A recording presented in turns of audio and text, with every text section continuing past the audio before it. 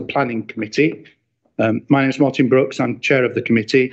This is what is called a quasi-judicial meeting, which means that members serve on this committee not as ward councillors but as representatives of the council as a whole. No decisions have been made before this meeting. Only members who have completed the mandatory training are able to vote at this meeting. All members have indeed completed that mandatory training. Can I remind everyone present to switch off your mobile phones and remind councillors that you don't enjoy parliamentary privilege, so please be aware of that when speaking. So we're on to item 1, and this is to advise the meeting that this meeting will be webcast on the council's, it's being filmed and live streamed on the web. Declarations of interest, are there any? Question, just to advise on item 8, the issue of marathons was raised at a public meeting of myself and Councillor Payne.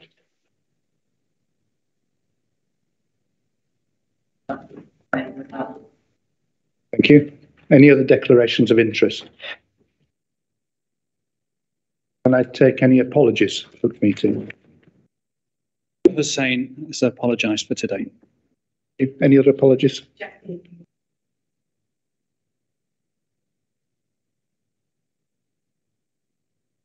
There's announcements. I just informed the committee, if people don't already know, that a few days ago the city won the prestigious Estates Gazette Award for being City of the Year, which I understand is designed to celebrate work by UK cities in creating livable, successful places. So congratulations to all those officers of both the planning and other departments who've been involved in that work. Thank you. Minutes of the meeting held on the 20th of October have been circulated. Is it agreed that I confirm and sign them as a correct record of that meeting? Thank you. On to planning applications. Application 6, land at Gough Street, Suffolk Street, has been withdrawn. It's expected to be on the agenda at the next meeting of the committee. So on to item 7, which is land at Watery Lane, Middleway and Bolton Street. Any updates from officers on this one? No updates, thank you, Chair. Okay. So questions from members. Councillor Marshall. So this scheme could be a spark for local regeneration. It's a good use of space and density, and obviously within the inner ring road, and obviously excellent access to the canal toward the town, and is overall a smart design. I would, however, like to lay down a warning that if any developer thinks they can come to this committee and our city with a single percentage of affordable homes, they can think again. So although not enough, 10% is better than the single digits that we so often see in front of this committee. So we need more affordable homes, and house builders need to do more. Councillor Green. I'd like to associate myself with that comment. We have planning rules for a reason, and I'm not impressed by builders saying, well, we can't make enough profits if we follow your rules. The rules are there to be followed. Other questions or comments? I think I'd also like to associate myself with those remarks. I think it's important that this committee puts down a marker in terms of what our expectations are for developments that come through. Said that, can I see all those in favour of this of approving this application?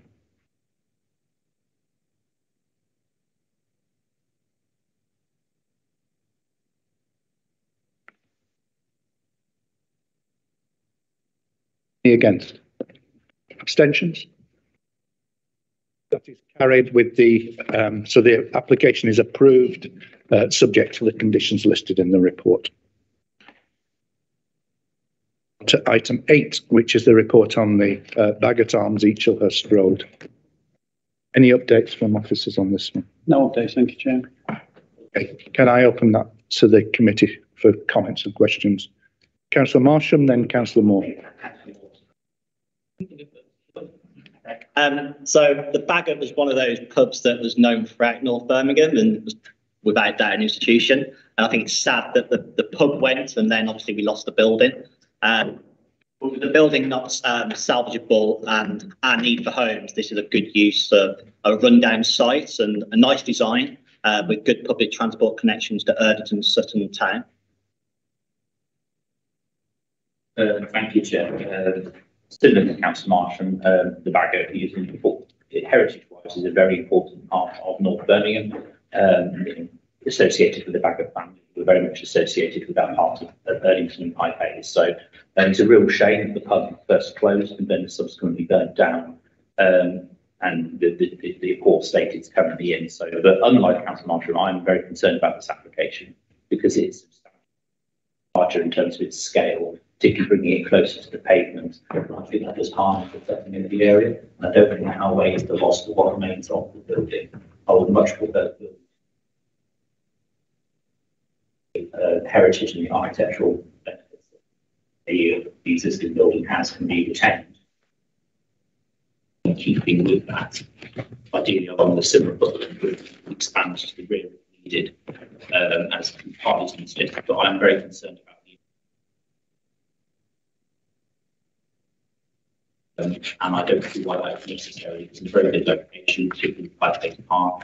We have other listed buildings in the area, particularly Rookery Park and Rookery House, which has been converted into residential. So I think retaining the existing building, despite its poor condition, obviously it's slightly better. I don't see why we have to completely demolish this building and instead restore it and allow it to continue moving forward. Councillor Barry. I would echo those comments. I think that an opportunity has been missed to convert this to apartments in a location which has excellent public transport links and will probably have better ones right next to High Hayes Park. I mean, I can see what they're trying to do with the design. I understand that, and there are elements of it that I like with the chimneys and so on, trying to give the same feeling as the pub.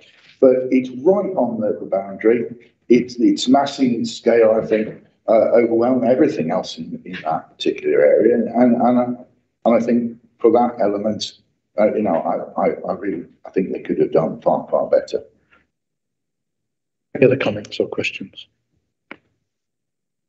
Ben Johns? Oh, sorry. I'd like to make a comment about parking. The council rules suggest that there should be 61 parking spaces. They're actually only providing 35. It's not even close. Despite good transport links, they should be trying better than this. Yeah. Councillor Green's raised what I was going to say. So I've seen developments like this across Erdington where, it has caused trouble, particularly where I live. Big Honeywell building, 12 parking spaces. It's caused issues. So I'm a bit concerned about the lack of parking as well, definitely. But also in terms of the development, obviously I'm from that area. I know that local people are a bit concerned about this kind of development, but I just think something's been missed. I think it should be developed for residential. I think it would have been nice if it would have been for something for elderly people, because I know we have to deal with what planning's there, but it's such a flat area, got facilities, park over the road, local GP practice vet. I just think we've missed something. But having said that, we are so desperate for residential accommodation. And one of the things I like about this development, it's not perfect in terms of, appearance, but at least there are a variety of sizes of flats, like 3-bedroom ones for big families. And I think whether we like it or not, we are desperate. Things are getting very, very, unfortunate in terms of how people are having to live, if they haven't got nowhere to live. I don't know what these properties are going to cost, but I think reluctantly, I take on the points of my colleagues, Councillor Moore and Councillor Barry. It would be lovely to, have this historic building, restored. But one, how much is it going to cost? How long is it going to be left, before that goes ahead? I think we're desperate for housing, so reluctantly, I will vote for it. I'll just share the same sentiments. I think I do share what people have said. I agree with them. Parking is a massive impact on how people are going to be affected by that. So I completely agree with all the comments that have been said, and I'll be reluctant to, go for it as well. Yes. Any other comments? I think, Thank you all for those comments. So we do acknowledge that the building is a non-designated heritage asset and clearly has both architectural and historical merit, and I think that is clearly acknowledged in the report. We've been in for a couple of years, and even before the building was fire damaged, so the building became vacant in 2018. We became involved a couple of years after that, and we clearly wanted to see the building retained and refurbished. And we went through viability appraisals, and it's clear to say that to refurbish the building as a public house or to refurbish the building for residential purposes just wasn't viable. At that stage, it wasn't viable. Then in 2021, we had a major fire, which resulted in loss of the roof, loss of the internal fixtures and fittings, which clearly made it completely unviable to then refurbish. What we tried to do in terms of what's put forward today, first of all, looking at the siting of the building that's proposed, we've tried to maximise the development of the site. So if you look on page 81 of the report, you'll see the siting of the existing building, which is set well back from the junction. What we've tried to do is to maximise the building lines along Chester Road and Eaglehurst Road, which clearly means that we have more of the site to actually develop. Rather than leaving the front portion of the site vacant, we've tried to maximise the site and to respect building lines.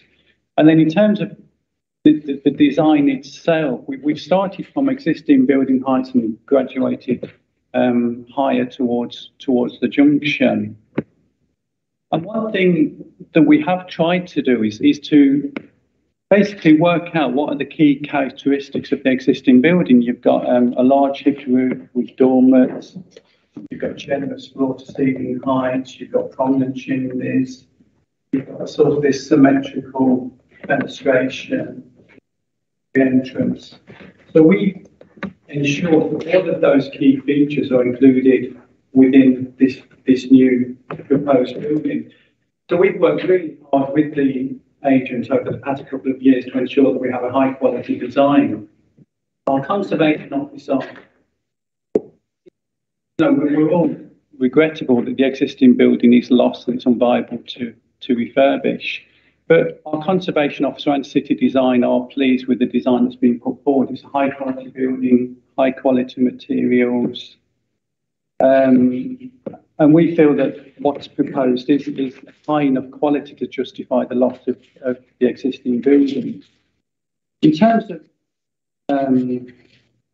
car parking, there's 35 car parking spaces provided, which I think is a relatively generous offer when you look at some proposals. 4 surface level spaces, 31 within the basement. It's within a sustainable location on the junction of Chester Road and Eaglehurst Road. There's parking restrictions along those roads, so clearly you can't easily park outside the premises or close by anyway. It's difficult to park on the street. And I think it's worth pointing out that the actual trip generation will be lower to the apartments than it would be to the public house as was. So the trip generations will be less. Paul, did you want to make any further comments? Yes, thank you. So in terms of the car parking provision, you're right to pick up on the fact that the 2021 SPD makes a statement for this particular zone. Also say that it's not necessarily portrayed in the report in front of them. There is reference to the potential and preference of using unallocated provision in this zone. Noting the basement car parking, this development suggested is unallocated parking. The 2021 SPD in that particular situation suggests that that's preferred, and 75, less than 75% provision would be acceptable.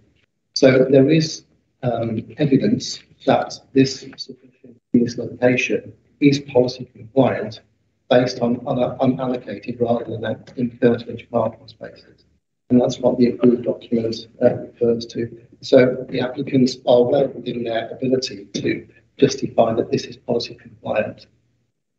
Further to that, I just wanted to clarify, these reports in front of you always have the short form of planning conditions. On the basis of the parking demand and the potential for obstructive parking on the footway that may or may not have occurred when the public house was put in operation, I'd recommended that there is a condition to ensure that there's funding for suitable physical measures within the highway to prevent obstructive parking over the road frontages. I don't know whether that's specifically covered within the short form of the conditions, but I just wanted to clarify. Thank you.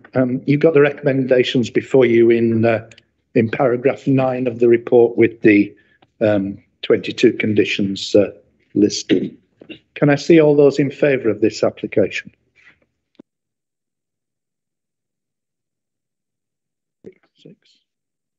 Be against?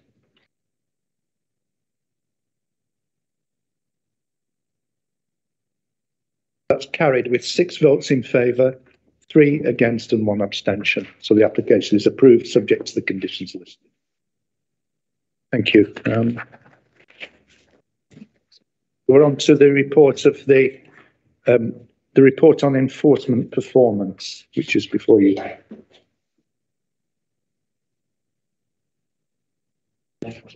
Yeah, so I'm Mark Franklin, the Principal Planning Enforcement Officer, here to present the planning enforcement statistics for the period the 1st of April through the 30th of September.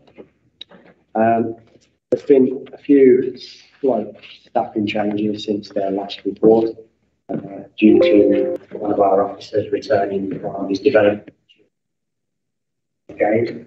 So we've had to jiggle things around there. Our head of enforcement, James Wagstaff, has returned into his post as well.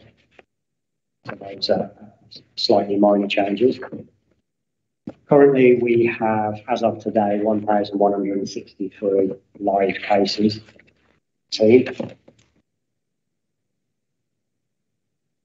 That operational development is by far the main source of complaints, followed by change of use. We have closed 398 cases in that period. To note that over 50 of those cases were resolved by officer negotiation, so without the need for any kind of formal action. So these are cases that require the skills of the officer to build constructive dialogue with the owner, get across the reasons why what they've done is unacceptable, find a satisfactory conclusion for both the owner and the council. This requires the perseverance of officers to follow the matters through. These cases do naturally take a long time to resolve, but it's right that we try and resolve cases without resorting to formal action as advised by the government. Also to note, the high number of cases that were closed with either no breach identified or permitted development. So when we've gone out on site following a complaint, there hasn't actually been any kind of breach of planning control, or what's been built doesn't require planning permission, it's permitted development. So again, I know it's a bit of a hot topic, but this kind of enforces the need for people to complete the online planning enforcement complaint form, both members of the public and councillors, so that we can get, before we decide to register a case, so that we can get a good idea of what the complaint is about, and ideally see some photographs of what the complaint is about before we commit to registering the case and then incurring the expense by sending an officer out onto site to go and investigate. In the the period, we've served 38 notices. There's currently one live case at Crown Court being considered, and we have a number of cases with our legal team making a decision whether there's enough evidence to serve a summons. During the time, there's been 5 appeals against planning enforcement notices that we've served. Each appeal we've been successful and won that. The matters one were a change of use from storage to residential, single storey rear extension, detached structure in somebody's garden, boundary walls, piers, railings, windows and a paved garden in a conservation area. Quite a big one, a change of use to a homelessness hostel. So some really good successes there at appeal stage. As I just mentioned, the team do resolve many cases through negotiation. This work generally goes unnoticed. So I kind of thought I would introduce just a couple of examples to the end of the report, just to give you a brief idea and a flavour of things that we do that does go unnoticed. It's usually the big, huge things that people are very interested in and want to follow up. So there's a couple of images of a shop front and a use of the hot food takeaway. It was installed without planning permission, and we had that without having to go through the courts or anything, just sheer through officer negotiation. That was removed. There's another example of a householder where they built quite a large extension, more than they got planning permission for. And again, through the officer's negotiation, that whole extension was reduced in size. And then finally, it might be a little bit difficult to understand this one, but there was some large boundary fencing that had been installed, and we were able to negotiate with the owner of the property and with the consent of the local planning officer to get the fencing slightly reduced in height, so that it was a better, more pleasing appearance on the street scene. So that's all I've got to say. I'm happy to take any questions. Thank you very much, Mark, and also thank you for giving us some practical examples of the work you're involved in. Councillor Ahmed. Yes, sir. You mentioned the negotiation of officers with some of the residents. Are your officers trained professionally to negotiate with the residents, or is it just on the job training? Throughout the years, we have had various types of training, like dealing with difficult situations, mediating, negotiation. So yes, the officers are trained, and you also get better at that the longer you spend on the team and the more site visits that you do.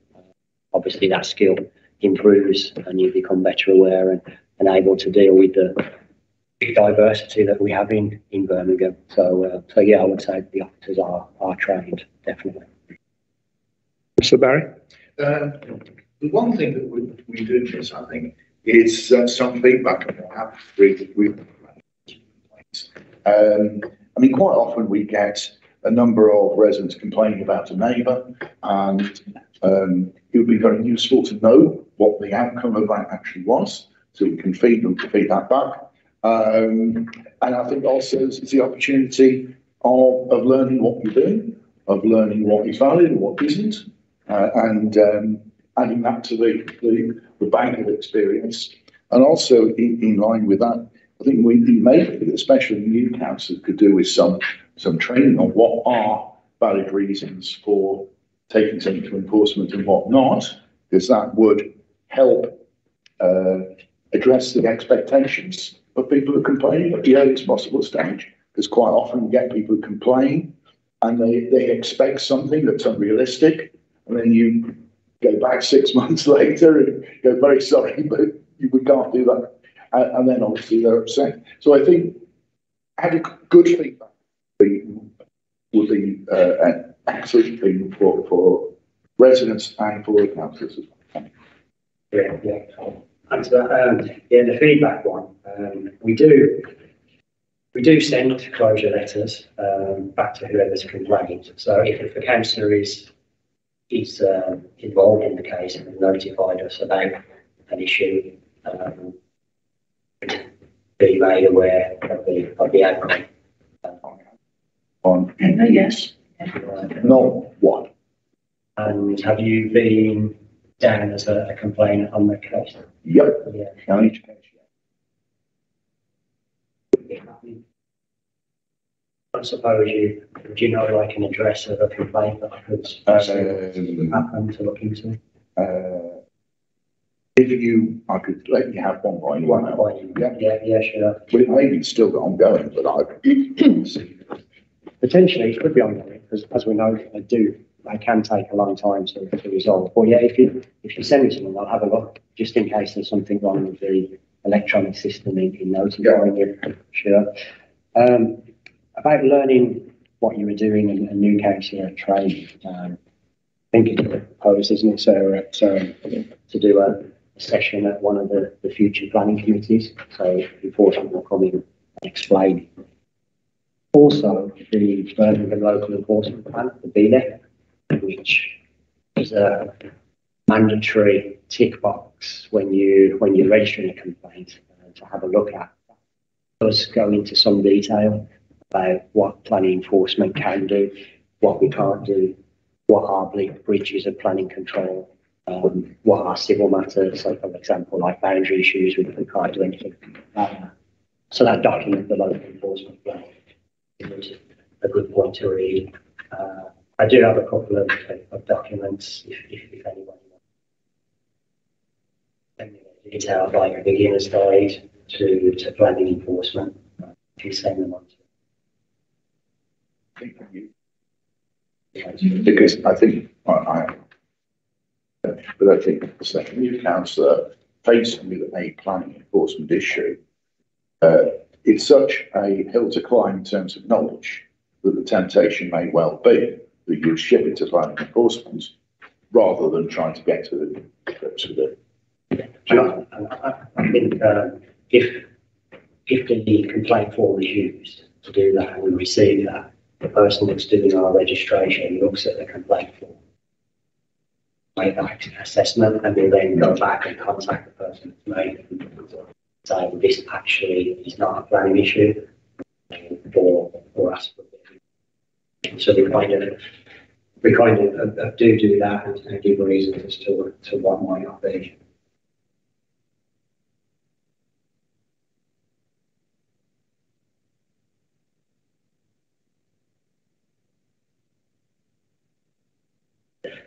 Is a different environment, highways issues.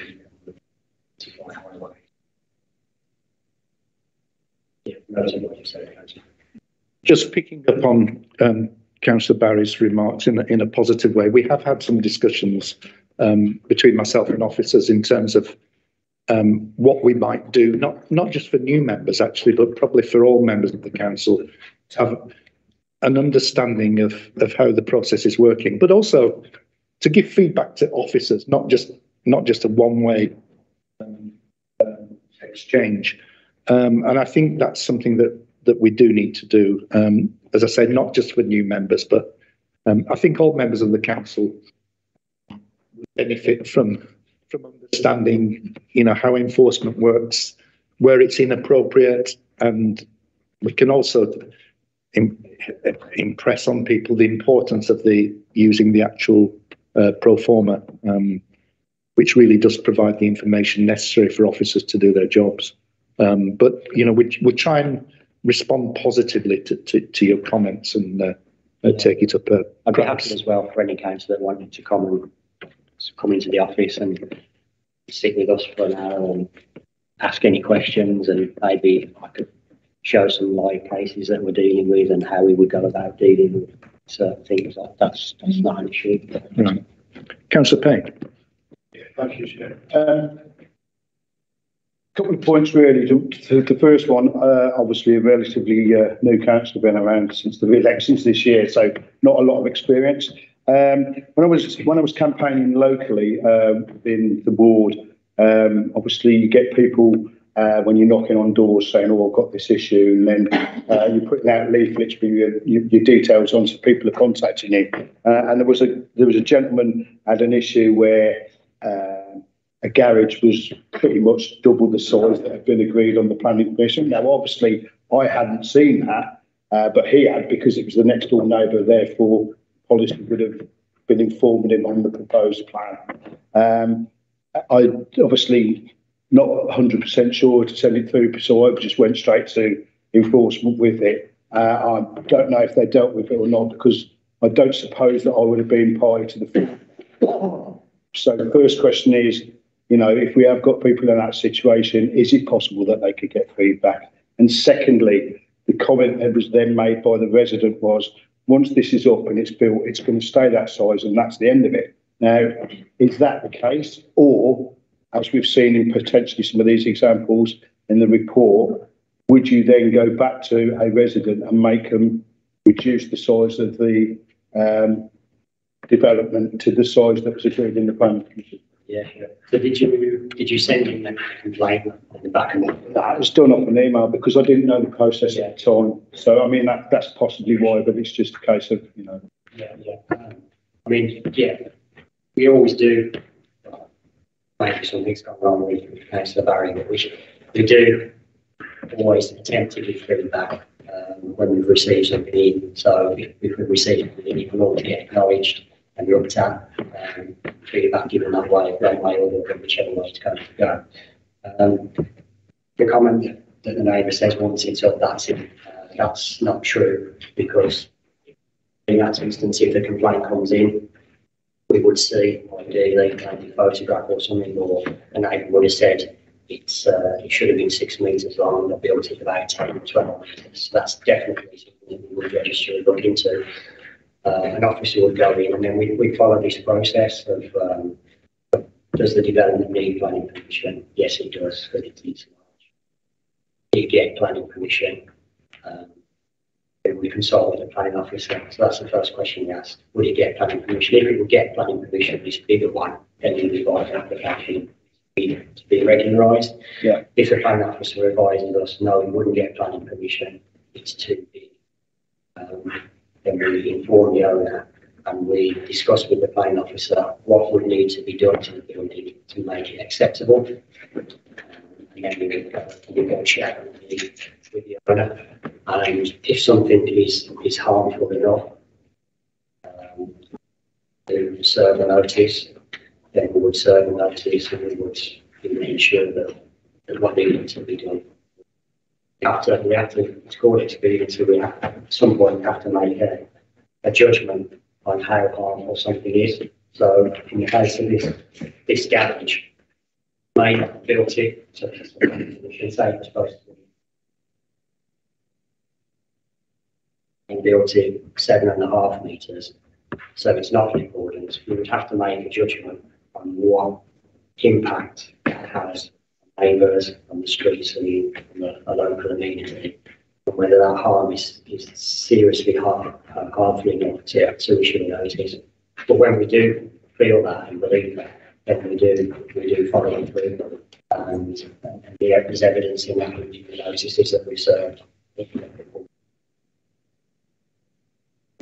do take something is genuinely harming us. So it may be before that we don't promote what we do enough. It's not really seen out there that there is a lot that we do. We do get resolved. We get adverts taken down, fences taken down, buildings demolished, buildings reduced in size, useless stops. Loads of stuff that we do, but none of that really gets seen. It's just the things that maybe we've flicked up online. Or it's got out there into the press and the wider series. Maybe say, well, I don't think council do anything about this, but when you actually break it down and look at it, it's not that harmful for us to serve notice and go to court over. So there is that.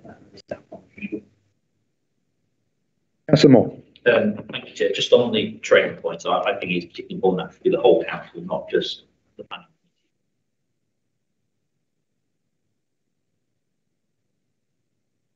committee. got, we're only 15 of us, we're all here, there's a lot more than 101 councillors, so it's important.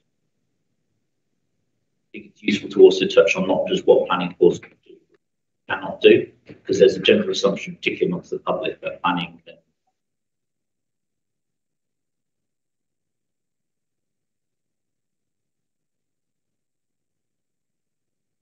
it's not, these are all civil matters. So it's important to be aware of this to try and help direct residents in the right direction and give them advice where possible. So I think whatever training has to be, I just talk about what we can do, because otherwise, particularly, the report reflects that there's a lot of stuff coming from an important issue. And actually, if we can try and change some of that elsewhere. The other comment I wanted to have is I appreciate the report and all the statistics within it. It's good to see the hard work that's going on behind the scenes, but it would be useful to have a comparative with the previous report from 6 months, just to be able to monitor how that performance has changed, particularly, talk about high caseload at the moment, but, is that higher than what it was 6 months ago? I did try and find the report this morning, but couldn't. So, but it'd be useful to have that comparator with the information to see how is this 6 months compared to the previous 6 months, and are they getting worse? Because as a committee, we should have oversight of this really and have an understanding. Burlington had the second highest number of live cases in the last report, but obviously we've really dropped on that, so I need to do that. So we can probably monitor performance rather than just have a snapshot in time, as we probably do at the moment, as useful as this is. And certainly your point about having a session open to all members of the council, that was the intention actually, and we should certainly follow that up. Councillor Ahmed. Yes, Councillor Moore makes some very valid points, and I do agree with the full training for the whole council, for the councillors. But my experience with enforcement has been, over the last few years, has been very good. And I want to commend the work that you guys are doing. We've had the odd 1 or 2 cases, but I think when you get onto the senior level of enforcement, things do, get done. Some of the junior officers I've had interaction with, their negotiation skills haven't been the best. The ones I interacted with, so maybe they can get some refresh courses for training or anything for negotiation skills, because I do feel some of the site visits that I've attended, and the negotiations between the officers and the residents that are concerned can get out of hand sometimes. And I think you're doing a good job, and keep it up. If you let me know outside the names of the people that you think, then I can have a look and make an assessment. Yeah. Okay. We wrap that up. This is a report for information, but obviously fair amount of comments that have been made and some good feedback, and I'm sure that also the point about some comparative statistics from between reports would I think be helpful to the committee. Thank you. Any other urgent business?